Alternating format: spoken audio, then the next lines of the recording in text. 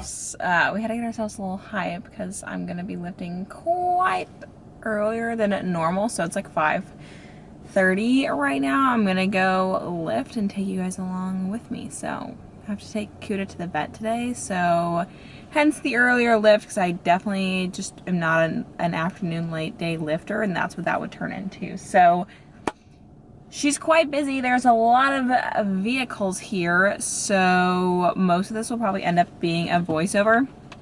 So I'm in a 3-day full body split, so every time I'm lifting, it's a full body day, so you'll go through that with me.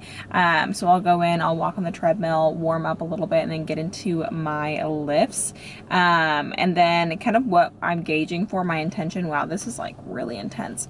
What I'm going for with these is kind of having 3 to 4 reps left in the tank. I'm in the first week of a new split. And so that's something I use with my coaches. That's something we use with our clients, is reps in reserve. So how many reps do you have left in the tank? When you finish a set, how many more reps do you think you could have done at that weight before you failed? So it's a good way to gauge your training.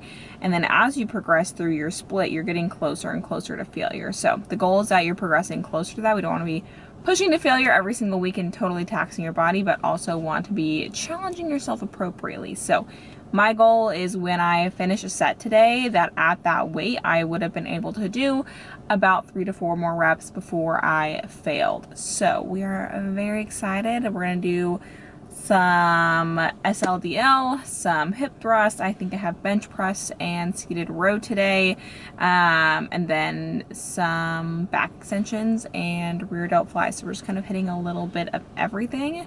So let's go do it. I didn't eat like a full big meal because it's really early. I'm not hungry, but I had some fruit just to have something on my stomach before I go lift, and then I'll have like my full-on breakfast afterwards.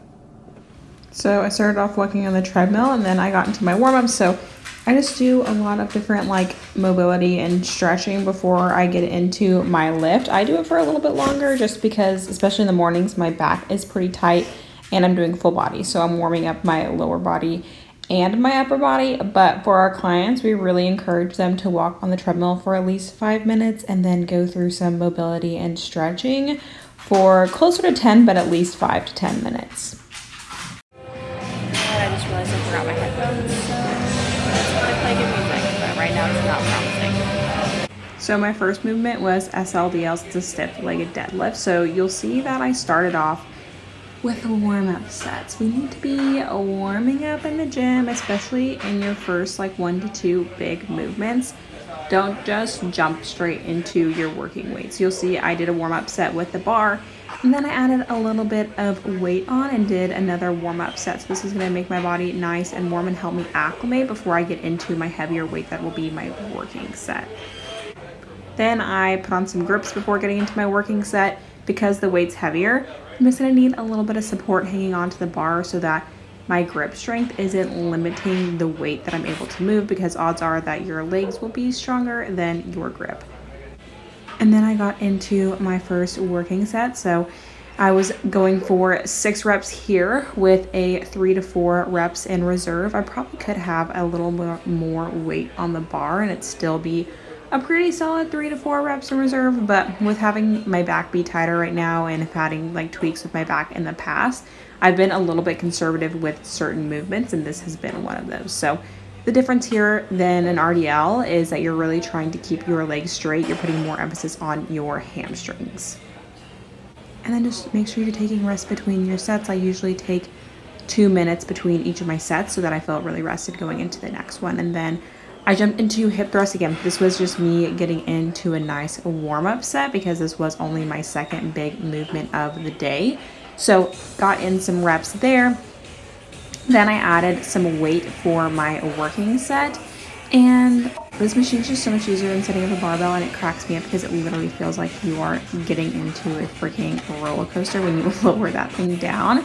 And then I got into my working set here. So higher rep range on this one, and the weight moved really well. It was definitely challenging in the end, but definitely is a movement that I'll be able to add more load to in the coming weeks in the split.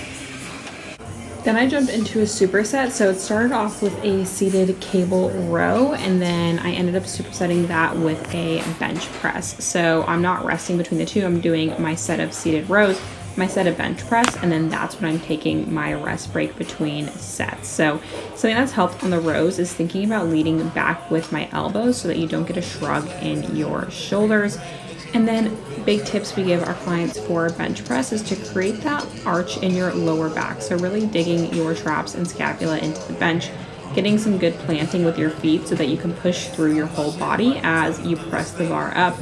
And these have helped a ton, and this has actually been a movement that I've really ended up loving. That's been progressing quite well. We're obviously far away from a plate, but the goal is that one day we will be there and she will be benching a plate and it will be very impressive. Then I ended off with another superset. So it is these rear delt flies and a back extension. And so again, same concept. I'm doing a set of these, a set of the extension, and then I'm taking my rest between sets. So you'll notice on the back extensions that I am not rounding my lower back or my glutes. You can do that to put more emphasis in your glutes. That's not what I'm trying to do right now.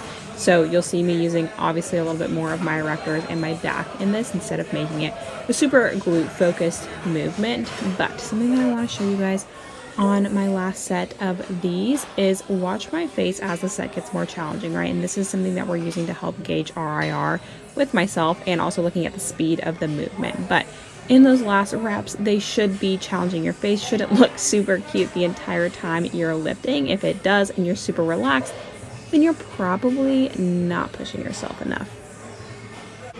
And then I finish off with some cardio. So I've been doing 2 cardio days. So this is a HIIT workout on the air bike. And when I was doing these, I felt like I was going really fast. And I also was like, man, I probably look so athletic right now.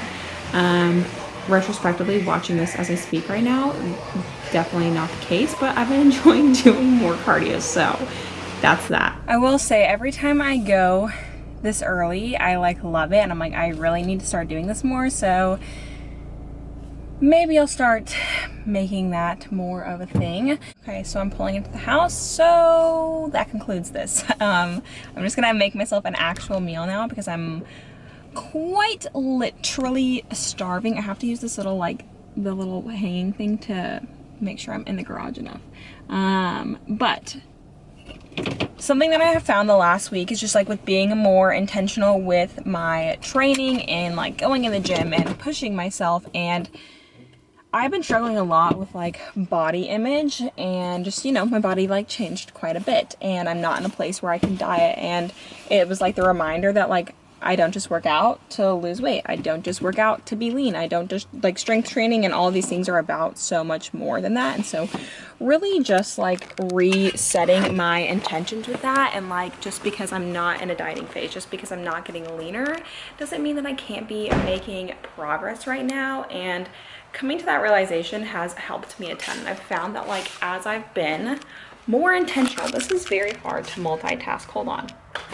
My soapbox. Now that I've been more intentional in the gym, I'm going in, I'm pushing myself, I'm setting those specific intentions. I found that as I've done that in the gym, as I've done that with my training, because those are things I love to do, my confidence in and outside the gym has been so much better, just in myself and in my physique. And it's really, really crazy how the two correlate. And so if you're in a dieting phase, we love that for you. But if you're not, it doesn't mean that there's not tons of progress to be made. And working out isn't just to lose weight or get smaller, it's for our health and so many other goals.